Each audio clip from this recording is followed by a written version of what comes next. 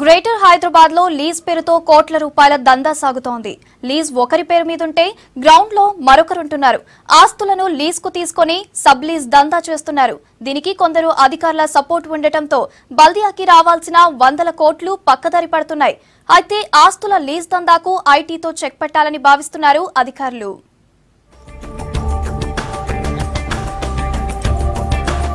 జీహెచ్ఎంసీకి ప్రతి ఏటా 35 కోట్ల వరకు అద్దె రూపంలో రావాల్సింది. కానీ అధికారుల నిర్లక్ష్యంతో 7 నుంచి 8 కోట్ల వరకే వసూలవుతోంది. బల్దియా ఆస్తులు కోటి, సికింద్రాబాద్, బేగం బజార్, చార్మినార్, ఆబిడ్స్ లాంటి ప్రాంతాల్లోనే ఎక్కువగా ఉన్నాయి. ఈ ప్రాంతాల్లో చిన్న రూమ్ అద్దెకు కావాలంటే లక్షల్లో చెల్లించాలి, అడ్వాన్సులు కూడా ఇవ్వాలి. కానీ బల్దియా ఆస్తుల్లో అద్దె గజానికి పైసల్లోనే ఉంది. సిబ్బంది కొరత, మొండి బకాయిలతో కోట్ల రూపాయల అద్దెలు పెండింగ్ లో పడ్డాయి. కొందరైతే బల్దియా మార్కెట్లు, కాంప్లెక్స్లు, దుకాణాలని లీజ్ కి తీసుకుని దందా చేస్తున్నారు. ఇతరులకు సబ్ లీజ్ కి ఇచ్చి కోట్లు సంపాదిస్తున్నారు.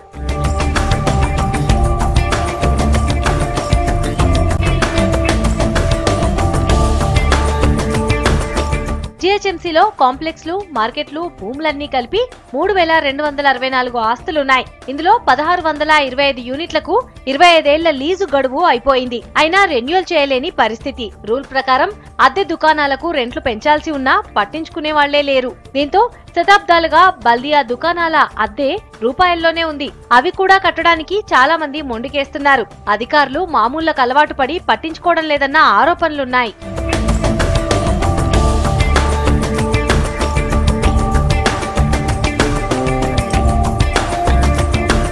Secunderabad, Monda market, MJ market, Begum Bazaar ఏరియాల్లో ఉన్న దుకాణాలన్నీ సబ్ లీజ్ దందాల్లో ఉన్నాయి. కొందరైతే అడ్వాన్స్ గా లక్షల్లో తీసుకోవడమే కాదు, పెద్ద మొత్తంలో అద్దెలు వసూలు చేస్తున్నట్లు తెలుస్తోంది. ఇంకొంతమంది గుడ్ విల్ కింద 20 నుంచి 40 లక్షల వరకు వసూలు చేసినట్లు ప్రచారం జరుగుతోంది. ఇలా జీహెచ్ఎంసీలో జరుగుతున్న సబ్ లీజ్ దందాకు ఐటీతో చెక్ పెట్టాలని భావిస్తున్నారు అధికారులు.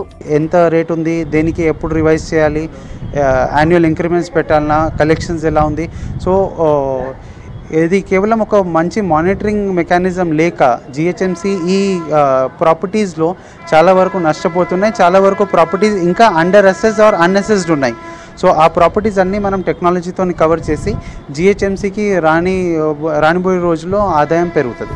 జీహెచ్ఎంసీ షాపింగ్ కాంప్లెక్స్లు, మార్కెట్లు, భూములన్నీ జియో ట్యాగింగ్ తో పాటు ఆన్లైన్ చేసే ప్రయత్నం చేస్తున్నారు.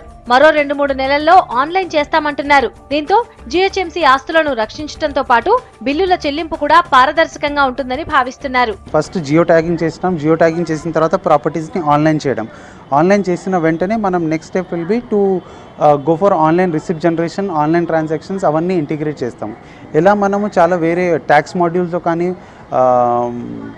ట్రేడ్ లైసెన్స్లో కానీ మనం ఆన్లైన్ పేమెంట్స్ కలెక్ట్ చేస్తున్నాము. దీనికి కూడా ఒకసారి ఆన్లైన్ ప్లాట్ఫామ్లో వచ్చేస్తే ఇప్పుడున్న ఇన్ఫ్రాస్ట్రక్చర్ అన్నింటినీ ఇంటిగ్రేట్ చేసేయచ్చు. అధికారులు తీసుకొచ్చే మార్పులతో ఆన్లైన్ ద్వారానే లీజ్ ఫీజు చెల్లించే అవకాశం ఉంటుంది. దీంతో బల్దియాలో లీజ్ దందాకి చెక్ పెట్టడమే కాదు, ఆదాయం కూడా భారీగా పెరుగుతుందని భావిస్తున్నారు అధికారులు.